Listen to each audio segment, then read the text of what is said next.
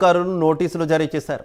ESMA act ప్రయోగించిన తర్వాత కూడా నిరసనలు చేయడంతో అంగన్వాడీలకు అధికారులు నోటీసులు జారీ చేశారు. అత్యవసర విధుల్ని ఎందుకు బహిష్కరించారో చెప్పాలంటూ ఆదేశించారు. 10 రోజుల్లోగా వివరణతో కూడిన సమాధానం ఇవ్వకపోతే శాఖపరమైన చర్యలు తీసుకుంటామని హెచ్చరించారు. మరోవైపు ప్రభుత్వం ఎన్ని నిర్ణయాలు తీసుకున్నా సమ్మె ఆపేది లేదని అంగన్వాడీలు తేల్చి చెప్పారు.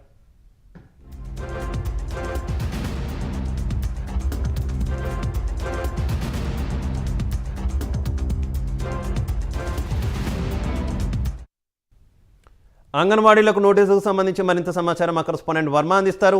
వర్మ. శివ, ప్రస్తుతం అంగన్వాడీలు తమ సమస్యలు పరిష్కరించాలని చెప్పి గత నెల రోజుల నుంచి సమ్మెను అయితే చేస్తున్న పరిస్థితులు అయితే ఉన్నాయి. అయితే దీనిపై ప్రభుత్వం ఏమాత్రం కనికరం లేకుండా తొలుత అంగన్వాడీలని అత్యవసర సేవల కింద తీసుకొచ్చి ఎస్మా ప్రయోగించిన తర్వాత నోటీసులు జారీ ప్రక్రియ ప్రస్తుతం ఏదైతే ఈరోజు రేపు ఎల్లుండి 3 రోజుల్లో అందరికీ అంగన్వాడీ సంఘంలో ఎవరైతే వర్కర్స్ హెల్పర్స్ ఉన్నారో వాళ్ళందరికీ నోటీసులు అయితే అధికారులు, అటు రెవెన్యూ అధికారులు అయితేనో సిడిపిఓ ద్వారా మొత్తం నోటీసులు అందజేయాలి. ముఖ్యంగా 3 పద్ధతుల్లో నోటీసులు అందజేయాలని చెప్పి ప్రభుత్వం నిర్ణయం తీసుకుంది. ఏదైతే అంగన్వాడీలు వాళ్ళ చిరునామాకి సంబంధించి రిజిస్టర్ పోస్ట్ ద్వారా పంపడం, లేదంటే అంగన్వాడీ సెంటర్లో ఏదైతే అంగన్వాడీ సెంటర్లో వాళ్ళు పనిచేస్తున్నారో విధులు నిర్వహిస్తున్నారో దానికి అంటించడం గోడకి, లేదంటే వాళ్ళ ఆధార్ కార్డుకు ఉన్న చిరునామాకి నోటీసులు వ్యక్తిగతంగా వెళ్ళి జారీ చేయడం. ఈ 3 అంశాల్లోనూ పూర్తిగా 3 రోజుల్లో ఈ కార్యక్రమం ముగించాలి. అటు తర్వాత 10 రోజులు ముఖ్యంగా కూడా అంటించిన నోటీసు సారాంశం ఏంటంటే 10 రోజుల్లోపు మిమ్మల్ని విధుల నుంచి ఎందుకు తొలగించకూడదో వివరణ ఇవ్వండి అంటూ కూడా ఆ నోటీసులో ఈ ప్రభుత్వం జారీ చేసినటువంటి నోటీసులో పేర్కొనడం జరిగింది. అంటే మరొక 10 రోజుల పాటు వివరణ ఇచ్చేలాగా, అటు తర్వాత అప్పటికి కూడా లొంగకపోతే పూర్తిగా వేటు వేసేందుకు ప్రభుత్వం అయితే సిద్ధపడిందనే చెప్పాలి. అయితే ప్రస్తుతం ప్రభుత్వం ఎన్ని ఎత్తుగడలు వేసినా ఎన్ని నిర్ణయాలు తీసుకున్నా మేము అదిరేది లేదు, బెదిరేది లేదు, మేము తలగ్గం. ఖచ్చితంగా మా సమస్యల పోరాటానికి మేము కలిసికట్టుగా పోరాటం అన్నది కొనసాగిస్తాం. ప్రభుత్వంపై మా నిరసన అయితే ఆగేది లేదని చెప్తూ ప్రస్తుతం తమ నిరసనని నెల రోజుల నుంచి కొనసాగిస్తున్నారు. వాళ్ళని ఇక మీదట ప్రభుత్వం ఇప్పటికే నోటీసులు జారీ ప్రక్రియ మొదలుపెట్టిన తర్వాత ముందు రోజుల్లో ఏ విధంగా తమ కార్యాచరణ ఉండబోతుందో వాళ్ళని అడిగి తెలుసుకుందాం. అమ్మ, ఏంటి ముఖ్యంగా ఇప్పుడు ఎస్మా ప్రయోగం తర్వాత నోటీసులు జారీ ప్రక్రియ మొదలైపోయింది. మీకు 10 రోజులు టైం ఇచ్చారు. మిమ్మల్ని విధుల నుంచి ఎందుకు తొలగించకూడదో వివరణ ఇమ్మని. ఏంటి మీ తదుపరి కార్యాచరణ?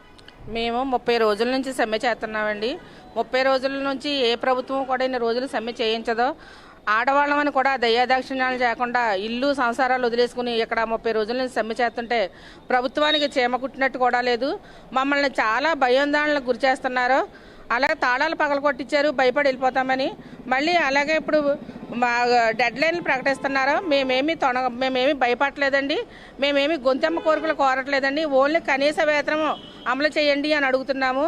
మేము ఈ 11,500తోటి బతకలేకపోతున్నాము. పెరిగిన ధరలకు అనుగుణంగా మాకు జీతం పెంచండి అన్నాము. ఆయనే వాగ్దానం చేశారు తెలంగాణ కంటే అదనంగా ఇస్తామని. ఆయన వాగ్దానాన్ని నిలబెట్టుకోమని అడుగుతున్నాము. చాలా సామరస్యంగా శాంతియుతంగా సమ్మె కొనసాగుతున్నాము. ఈరోజు ఎస్మా చట్టం అని కొత్తగా ప్రయోగించారు. ఆ ఎస్మా చట్టాన్ని రద్దు చేయాలని కోరుతున్నాము. ఎస్మా వల్ల మేమేమి భయపడిపోయి ఇంట్లో కూర్చోట్లేదండి. మేము ఆడవాళ్ళము ఇంత క్షోభ పెట్టడం మన ముఖ్యమంత్రి గారికి మంచిది కాదు. ఇప్పటికైనా తక్షణం స్పందించి మా న్యాయమైన డిమాండ్స్ నెరవేర్చే వరకు కూడా సమ్మె ముందుకు కొనసాగుతుందండి. మా సమ్మెని అలాగే డిమాండ్స్ ఇచ్చేంత వరకు కూడా మేము ముందుకు వెళ్తాము. సమ్మెని ఎట్టి పరిస్థితుల్లోనే కానీ ఎన్ని భయభ్రాంతులకు గురి చేసినా ఎన్ని ఎస్మాల చట్టాలు తీసుకొచ్చినా మేము వెనక్కి జరగమండి. క్రిస్మస్ ఇక్కడే జరుపుకున్నాము. అలాగే జనవరి 1 టెంట్లోనే చేసుకున్నాము. భోగి సంక్రాంతి కూడా ఇక్కడే చేసుకుంటాము. మేము సమ్మెకు మాకు కనీస వేతనం మాకు బ్రతకడం కోసం అవసరం కాబట్టి మేము అదేమి గొంతెమ్మ కోరికలు కాదు.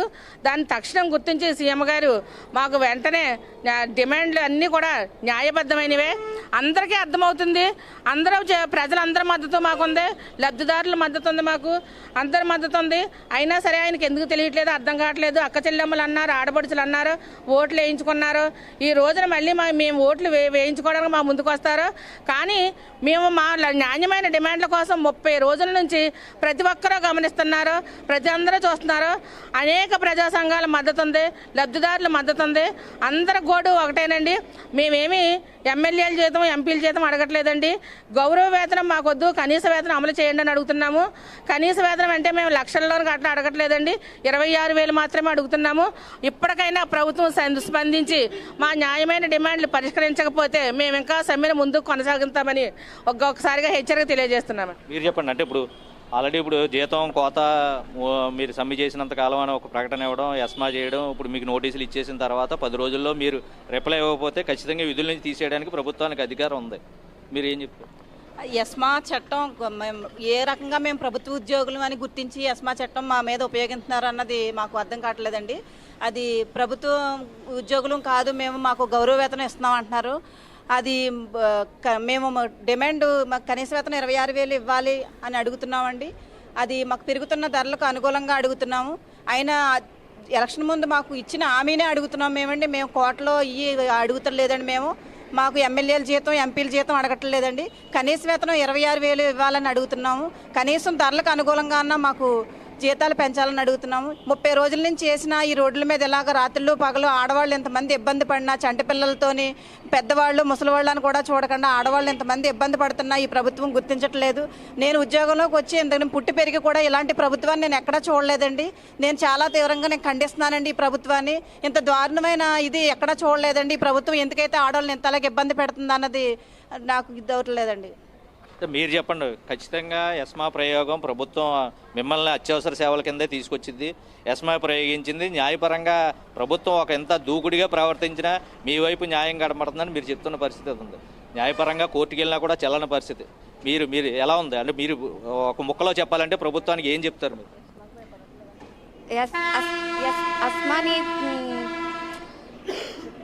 ఎస్మాని తీసుకొచ్చినా మేము ఎవరు భయపడవండి.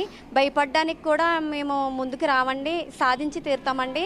చిన్నపిల్లల్ని వదిలి వచ్చి బాలింతనయ్యి ఉన్నా కూడా, నేను బాలింతనయ్యి ఉన్నా కూడా 5 నెలల పాపని వదిలేసి వచ్చానండి. నా పాలు ఇవ్వక పిల్ల ఆరోగ్యానికి గురై ఉందండి. అలాగే